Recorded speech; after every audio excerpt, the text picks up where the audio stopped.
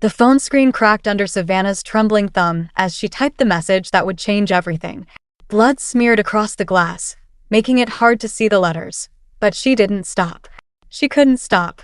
Her right wrist hung at an impossible angle, broken in 2 places, cradled against her chest like a dying bird. Every breath sent fire through her ribs where Derek had kicked her after throwing her into the glass entertainment center. "Amara, open this goddamn door."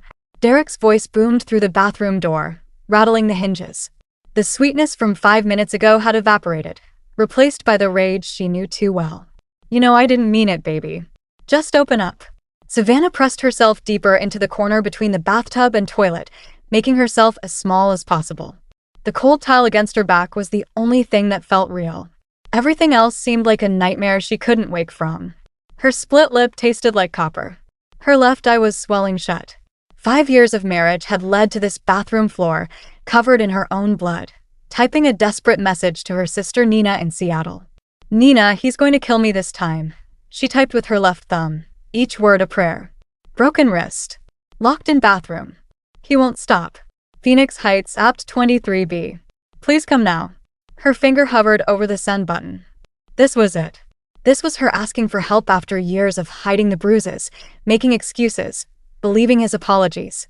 This was her admitting she couldn't survive another night. She hit send. "I'm counting to 3, Savannah." Derek's fist slammed against the door. 1. The phone buzzed in her hand. Thank God. Nina must have been awake. Savannah looked at the screen, hope flooding through her chest for the first time in hours. Who is this? This isn't Nina. Her heart stopped. Wrong number. In her panic, her bloodied fingers had misdialed. She'd sent her desperate plea to a stranger. Tears streamed down her face, mixing with the blood from her split lip. 2. The door frame cracked. Wood splintered. He was really going to break it down. Savannah's fingers flew across the screen. She had nothing to lose now. Nothing left but this last desperate attempt. Wrong number, but please help. Husband breaking down door. He broke my wrist. He's going to kill me. Please. She sent it and waited, her whole body shaking. 5 seconds. 10 seconds. The longest 15 seconds of her life while Derek's countdown continued and the door groaned under his assault. Her phone buzzed. Address. No. 2 words. Commanding. Certain. Not a question. Savannah's fingers shook as she typed the address, added the apartment number. Then, thinking about what happened last time she called 911, she added one more line. Please don't call police. His cousin is APD. They won't help. Officer Reynolds had stood in their living room last year, looking at her bruised face, and asked what she'd done to provoke his baby cousin. Sometimes women need to learn when to shut their mouths, he'd said. The report disappeared. Derek got bolder after that. Another buzz. Stay low. Cover your head. 7 minutes. Then another message. What is your name? Savannah. She typed back, not understanding but grasping this lifeline like a drowning woman. Hold on, Savannah. Help is coming. She didn't know who this person was. Didn't know if they were even real or just some sick person playing games. But she pulled herself into the bathtub, curved her body over her broken wrist, and covered her head with her good arm. 7 minutes. Just 7 minutes. 3. The door exploded inward. The lock tore from the frame with a sound like a gunshot. Derek filled the doorway, his 6'2" frame heaving with rage and exertion. His eyes had gone flat and black, the way they always did before things got really bad. In 5 years of marriage, Savannah had learned to read those eyes. Tonight they said he wouldn't stop until something broke. Usually her. Who the hell are you texting? He lunged for the phone, grabbing her broken wrist to yank her from the tub. The pain was white-hot, total, obliterating. Savannah screamed, a sound so raw it didn't seem human. The phone clattered to the tile floor, screen up, messages visible. Derek snatched it, his eyes scanning the screen. Who the fuck is this? Who are you calling, you stupid bitch? You think someone's going to save you? He grabbed her by the hair, dragging her from the bathroom. Savannah's feet scrambled for purchase on the tile, then the carpet of their bedroom. She could see their wedding photo on the dresser, both of them smiling, her in white, him in a tux. That man didn't exist anymore. Maybe he never had. Nobody's going to help you, Savannah. Nobody gives a damn about you except me. You understand? You're mine. He threw her onto the bed and she bounced like a broken doll, her wrist exploding with fresh agony. Derek paced the room, running his hands through his close-cropped hair, muttering. This was the dangerous part, when he worked himself up to the really bad stuff. You need to learn, he said, his voice dropping to that quiet, deadly tone. You need to understand who's in charge here. His hands went to his belt buckle. Then they both heard it. Car doors. Multiple car doors slamming shut outside, the sounds sharp and purposeful in the midnight quiet. Heavy footsteps on the exterior metal stairs, fast and deliberate. Not the stumbling walk of their drunk neighbor. Not the shuffling steps of the old man in 23A. These were different. These were coming for them. Derek froze, his hands still on his belt. What the? The front door didn't open. It exploded. The entire frame splintered inward with a crack like thunder, wood and metal shrieking as it gave way. Savannah flinched, covering her head with her good arm, certain the building was collapsing. Men poured through the destroyed doorway. 5 of them, dressed in black, moving with the fluid precision of soldiers or something worse. 4 fanned out through the apartment, clearing it with hand signals and silent efficiency. The 5th stepped into the bedroom doorway and stopped. He was Korean, maybe 5'11", impeccably dressed in a charcoal suit despite the midnight hour. His face could have been carved from stone, all sharp angles and controlled intensity. But it was his eyes that made Savannah's breath catch. They swept over her, cataloging every injury with a look of such cold fury that she felt it like a physical force. Then those eyes locked onto Derek. Mr. Brooks, the man said, his voice quiet and precise, carrying the faintest accent. You appear to be making a serious mistake. Derek's bravado crumbled for just a second before he tried to pull it back. Who the fuck are you? This is private property. You can't just... The man moved. 1 second he was in the doorway. The next he was inches from Derek, one hand wrapped around Derek's throat, slamming him against the wall, so hard the wedding photo fell and shattered on the dresser. Derek's feet barely touched the floor. My name is Daniel Choi, the man said, his voice still quiet, still controlled, somehow more terrifying than any scream. Your wife texted me for help 7 minutes ago. I promised her I would come. I keep my promises. Derek's face turned purple. His hands clawed at Daniel's wrist, but the man's grip didn't budge. Just enough pressure to establish complete control without cutting off air entirely. One of the other men, Korean like Daniel but younger, approached Savannah carefully. His hands were visible, his movements slow and non-threatening. Mrs. Brooks, my name is Marcus. We have a doctor waiting downstairs. May I help you up? Savannah couldn't speak, couldn't process what was happening. She just nodded, mute with shock and pain and disbelief. Marcus supported her left side as she slid off the bed, careful not to touch her broken wrist. As they moved toward the door, she heard Daniel whisper to Derek. If you ever come near her again, if you even think her name, you will disappear. Do you understand me? Savannah didn't hear Derek's response. Marcus was guiding her through the destroyed living room, past the overturned entertainment center where this nightmare had started. Glass crunched under her feet. Another man in black held the remains of the door open, his face expressionless. In the parking lot, a black Escalade idled with tinted windows. A middle-aged Korean woman stood beside it, a medical bag in her hand. She wore scrubs and an expression of professional compassion. Mrs. Brooks, I'm Dr. Helen Park. Let's get you comfortable and I'll examine your injuries. The back of the SUV had been modified. The seats folded into something like an examination table. Dr. Park helped Savannah inside with practiced gentleness, then carefully cut away the sleeve of her shirt to examine her wrist. Definitely broken, Dr. Park said, her voice matter-of-fact but kind. Both radius and ulna. We'll need x-rays, but I'll stabilize it for transport. Her fingers probed Savannah's ribs, making her gasp. Ribs are cracked too. Possible concussion from the eye injury. How's your vision? Blurry, Savannah whispered. It was the first word she'd spoken since they'd arrived. Who are you people? Dr. Park smiled slightly as she worked, wrapping Savannah's wrist in a temporary splint. Mr. Choi received your message. He takes such matters very seriously. But I don't know him. It was a wrong number. Sometimes, Dr. Park said, securing the splint with gentle efficiency. Fate works in unexpected ways. Minutes later, Daniel emerged from the apartment building, adjusting his cuffs as if he'd just finished a business meeting rather than a confrontation with a violent man.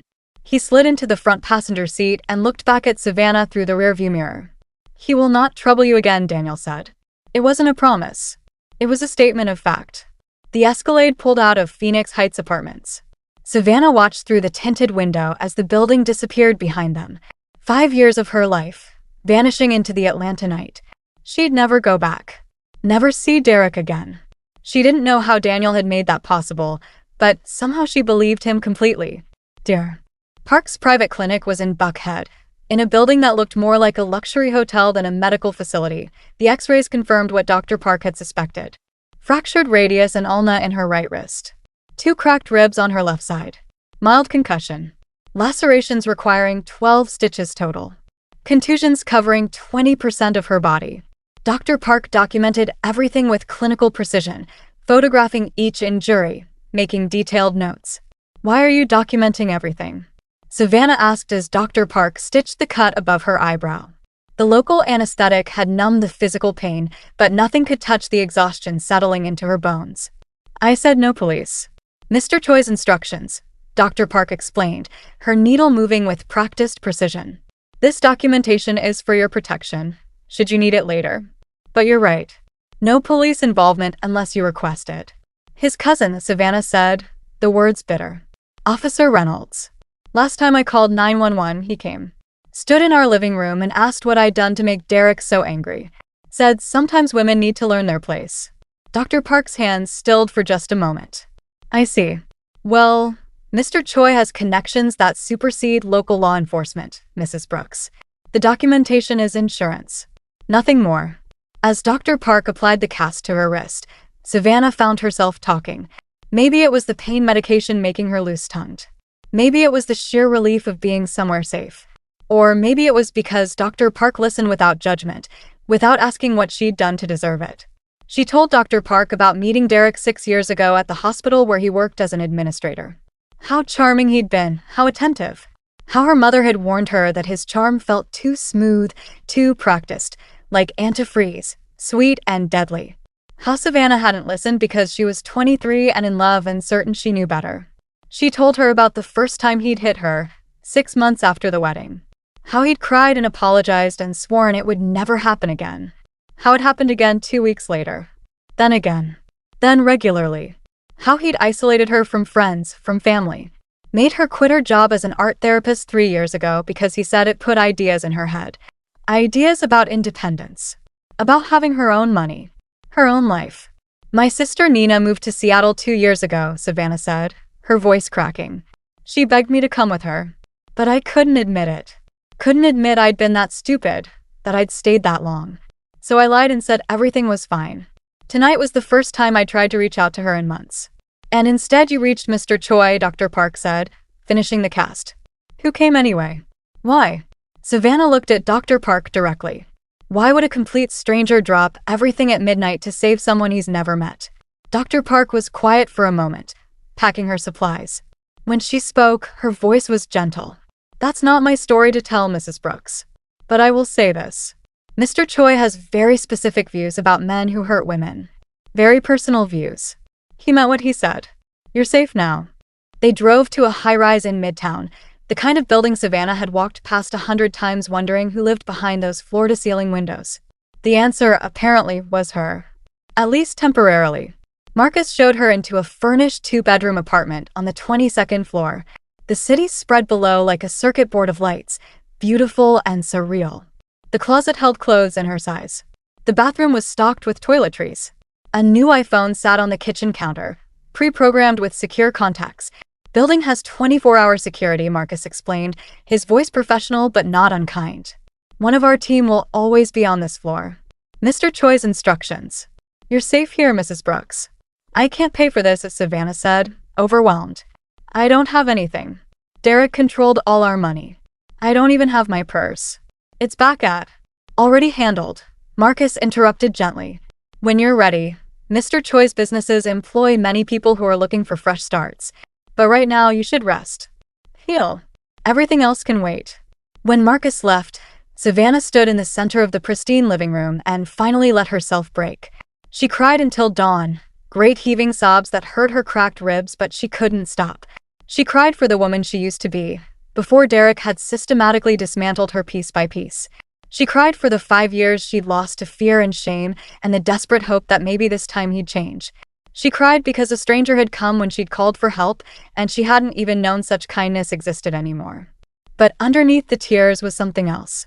Something small and fragile but undeniably real. Hope. For the first time in 5 years, Savannah Brooks felt hope.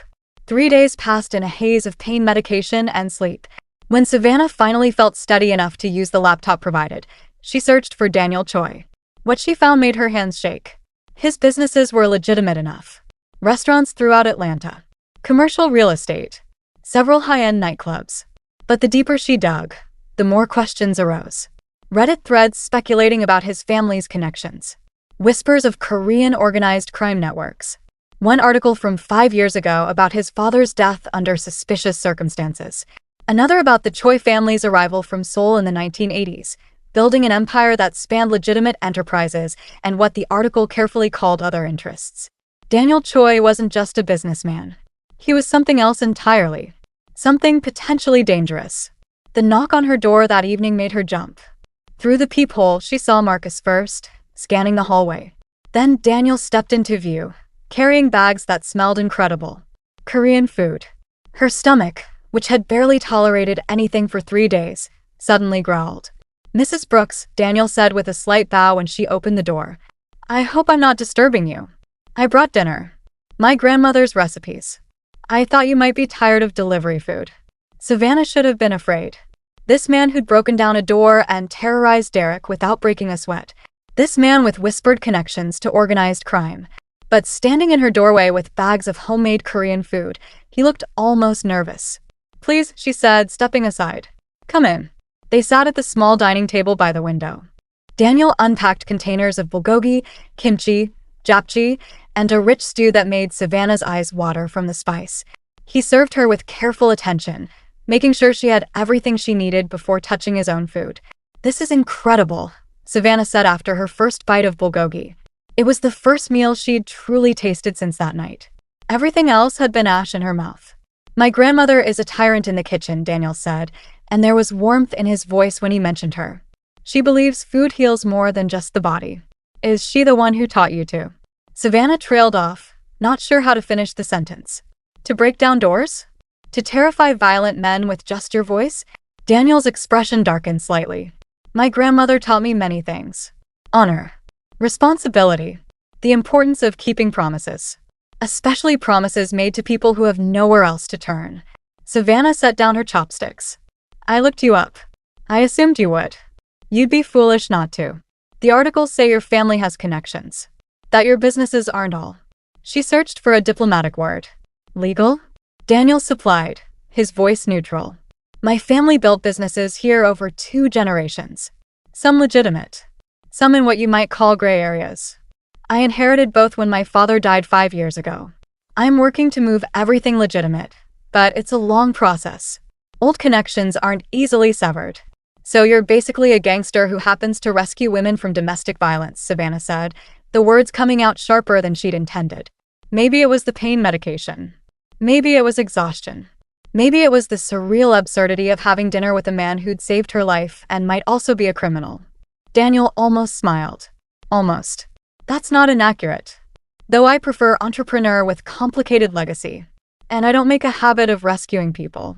But I do answer every call for help I receive." "Why?" Savannah leaned forward, ignoring the twinge in her ribs. "Why would you drop everything at midnight for a wrong number?" Daniel was quiet for a long moment.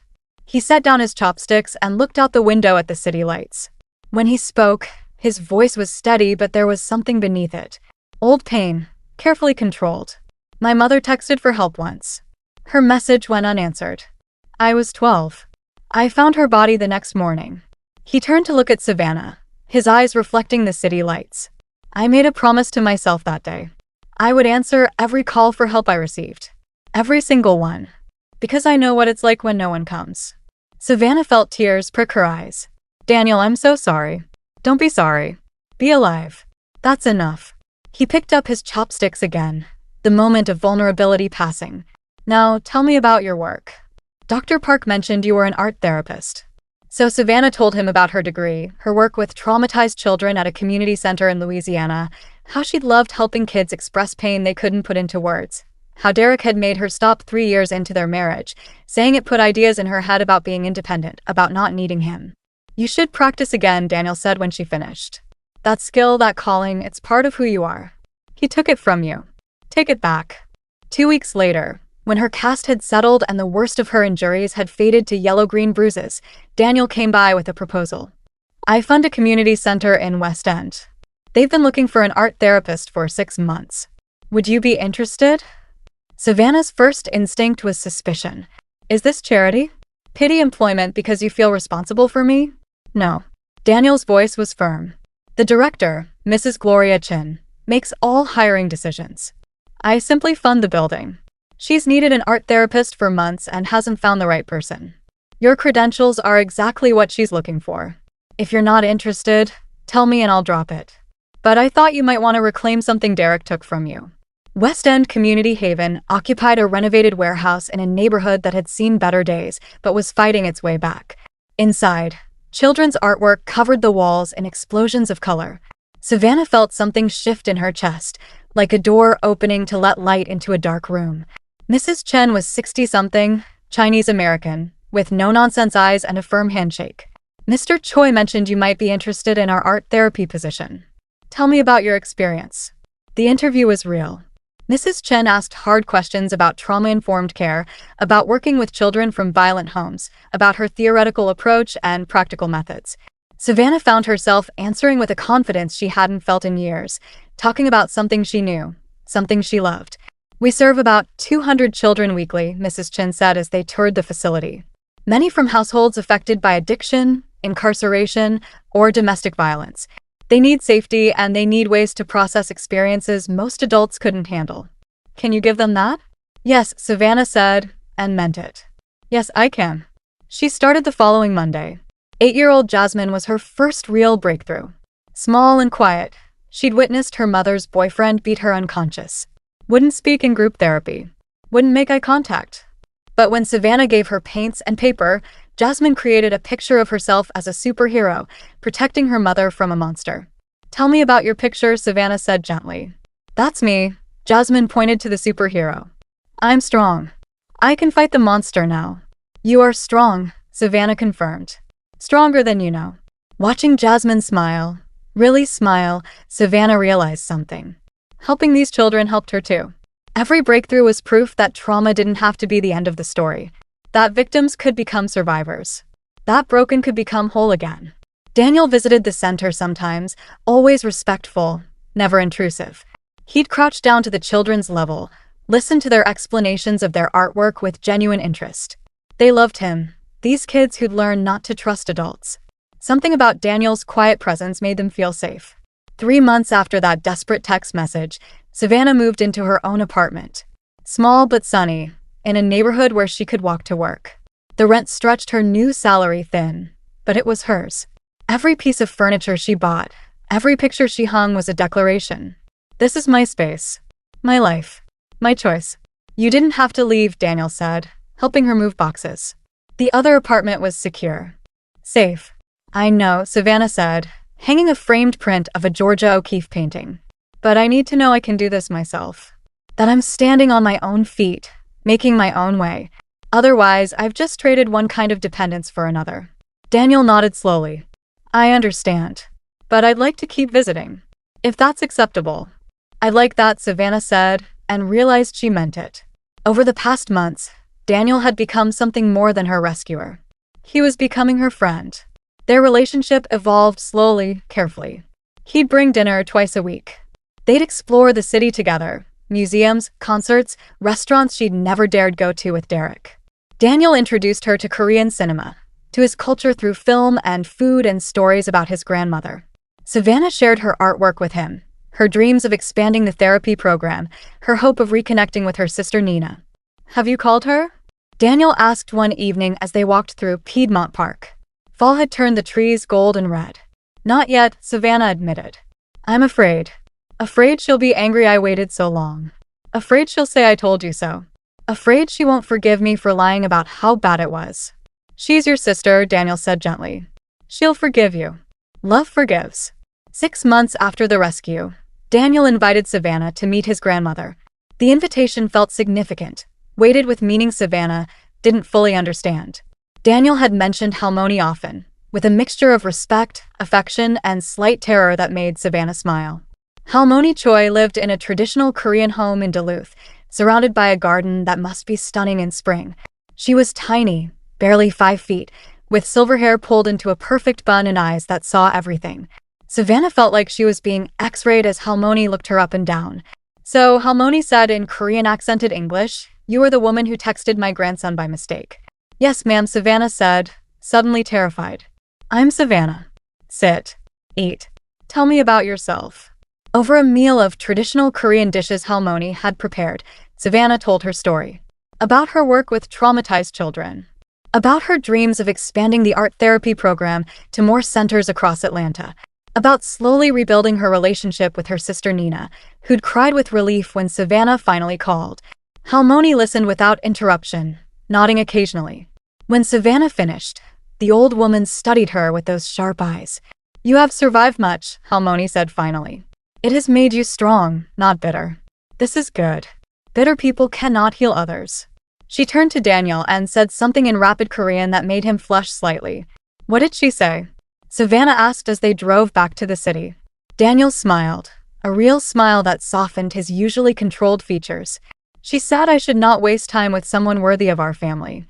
That your heart is good and your spirit unbroken. That I should consider my future carefully." Savannah's pulse quickened. "And what do you think about your future?" Daniel glanced at her, then back at the road. "I think I've been waiting to hear what you want, Savannah. I don't want to rush you. After everything you've been through, you deserve time to heal completely, to be certain of what you want." "What if I'm certain now?" The words surprised Savannah as much as they seemed to surprise Daniel.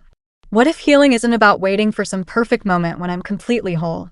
What if it's about choosing to live now, with someone who sees me as whole already?"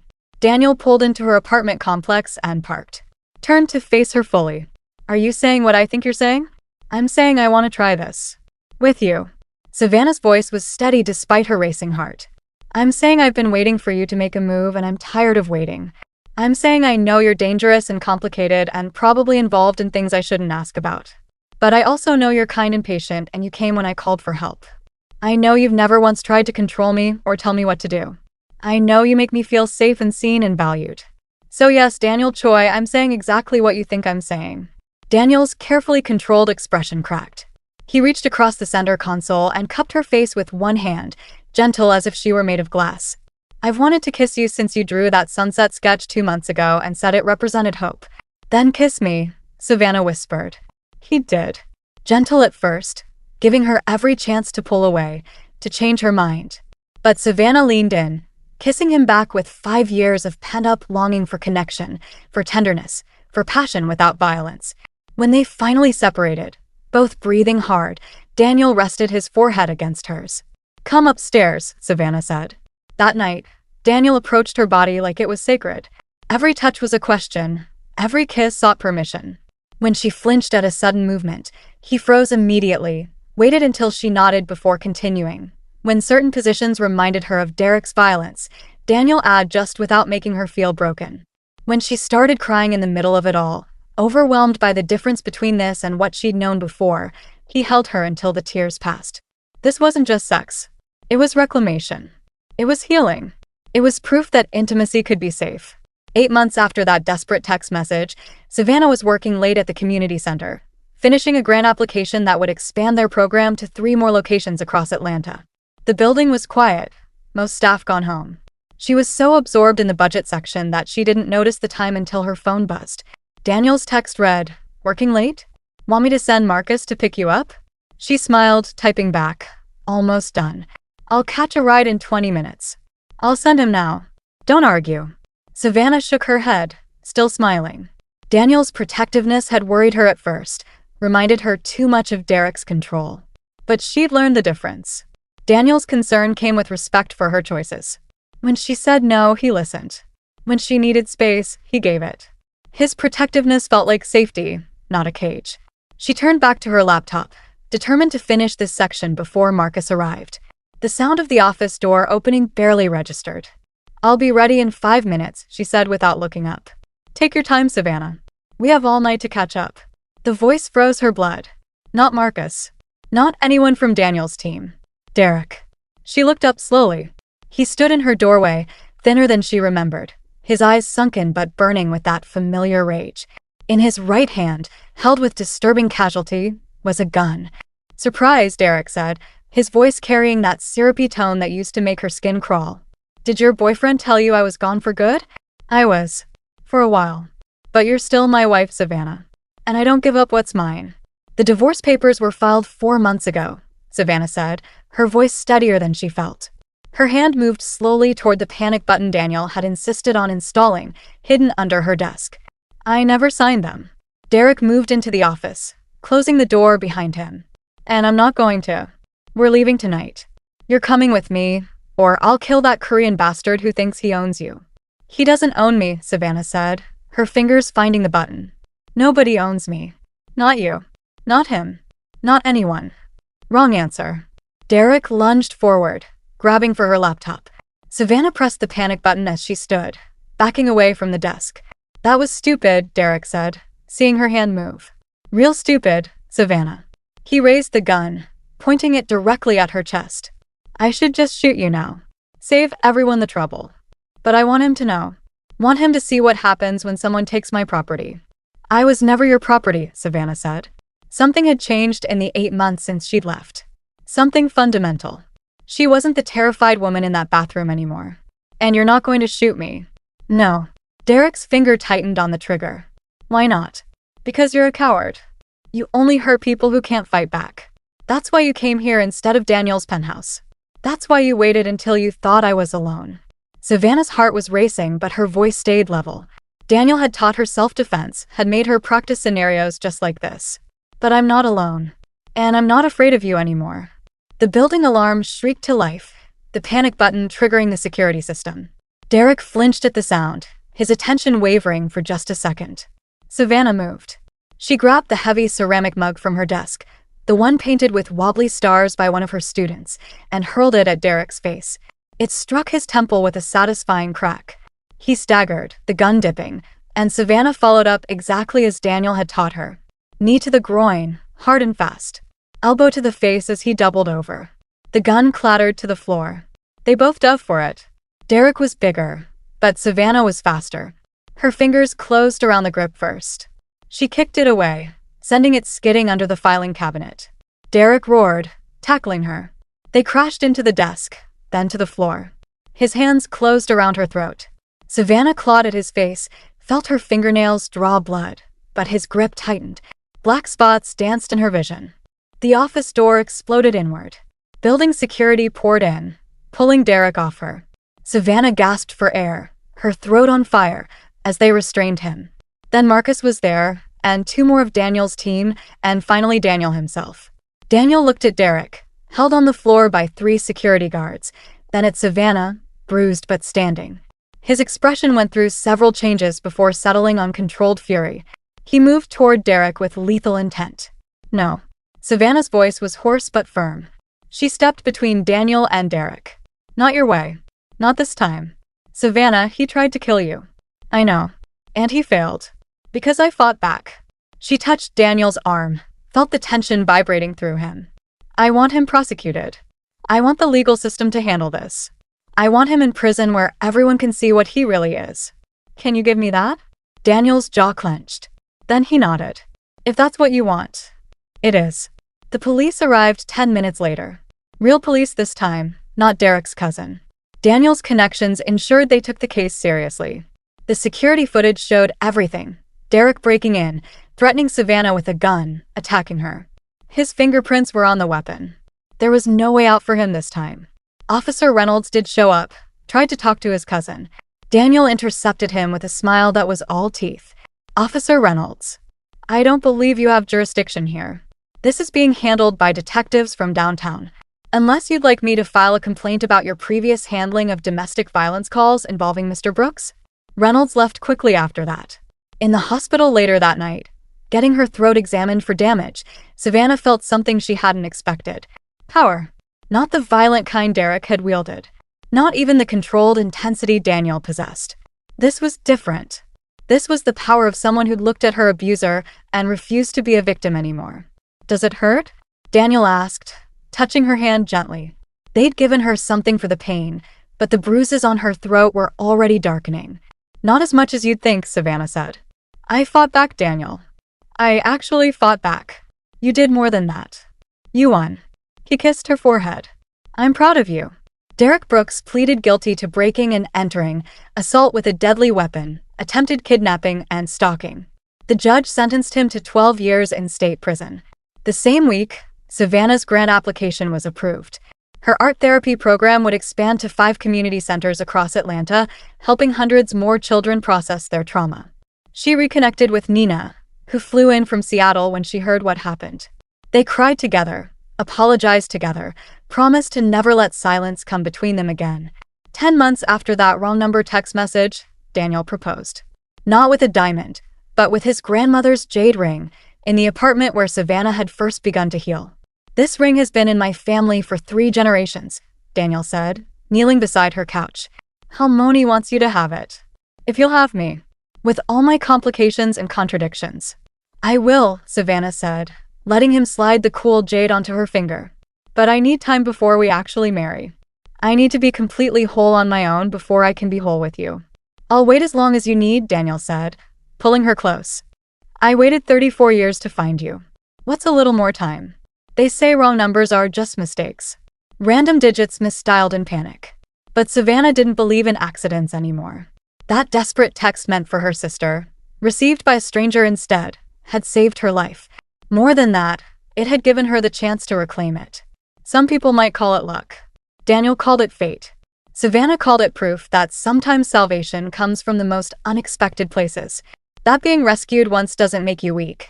It makes you strong enough to rescue yourself the next time. And maybe that's what Daniel understood from the beginning. That saving someone isn't about solving all their problems. It's about giving them the tools, the time, and the safety to save themselves. Standing on her apartment balcony a year after that night, jade ring catching the light, Savannah looked out at Atlanta and smiled. The woman who texted a wrong number in desperation had found her right path. She'd found her strength, her purpose, her voice. She'd found love that respected rather than controlled. She'd found home in herself. The wrong number had saved her life. But more importantly, it had taught her how to save herself. If this story resonated with you, or if you know someone who needs to hear it, please hit that like button and share this video. Drop a comment below telling us what part of Savannah's journey spoke to you most. And don't forget to subscribe for more stories about courage, survival, and the unexpected ways life can change in an instant. Your engagement helps us reach more people who might need to hear that there's always hope, even in the darkest moments. Thank you for watching, and remember, you're stronger than you know.